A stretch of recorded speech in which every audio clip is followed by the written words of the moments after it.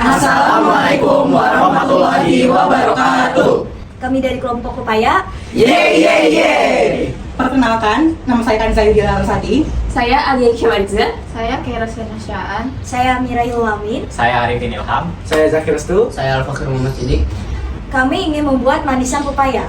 Check it out. Lalu untuk membuat manisan pepaya, alat dan bahan yang kita butuhkan adalah pertama ada pisau untuk mengupas pepayanya, lalu ada nampan, sendok, pisau bergerigi, baskom, garam, Lalu ada air putih, yang pasti kami akan menggunakan lebih banyak dari ini. Lalu ada pepaya sebagai bahan utama yang kami gunakan, kapur sirih, daun pandan, dan juga gula pasir. Oke guys, langkah pertama sebelum kita membuat manisannya adalah kita harus kupas pepayanya dulu. Oke, sekarang kita kupas yuk. Dan kita akan memotong buah pepayanya dan membuang biji pepayanya.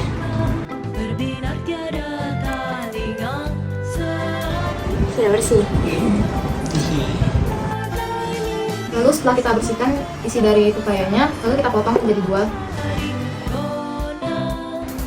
Lalu agar terlihat menarik di manisan, kita menggunakan pisau bergerigi. Oke guys, selanjutnya saya akan memotong pepayanya sampai selesai.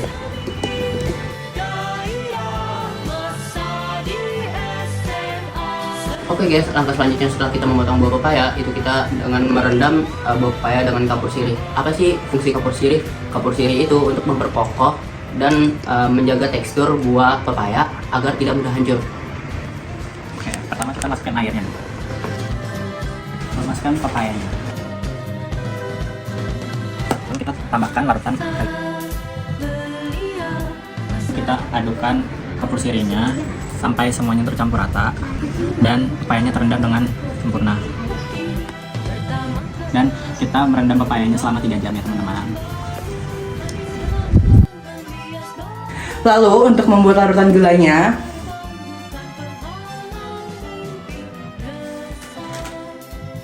jangan lupa kita masukkan daun pandannya.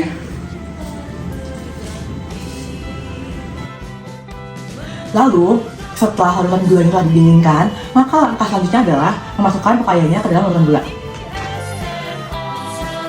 Nah, sekarang udah selesai. Selanjutnya akan kita masukkan dalam kulkas dan tunggu hingga dingin.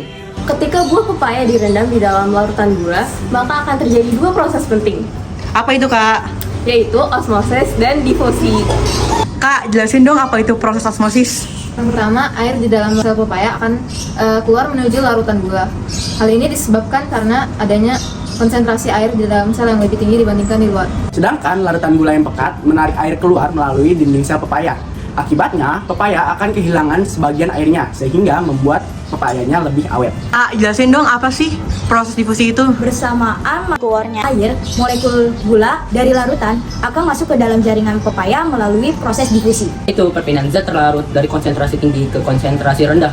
Proses inilah yang membuat pepaya menjadi manis dan enak dimakan. Kak, jadi kesimpulannya apa? Jadi ketika pepaya direndam dalam larutan gula, maka air dalam pepaya akan keluar melalui proses osmosis, sedangkan gula akan masuk dalam pepaya melalui proses difusi. Perpaduan kedua proses inilah yang menghasilkan manisan pepaya yang manis dan tahan lama. Sains itu sederhana, tetapi hasilnya luar biasa. Yeay! Sekian dari kelompok pepaya.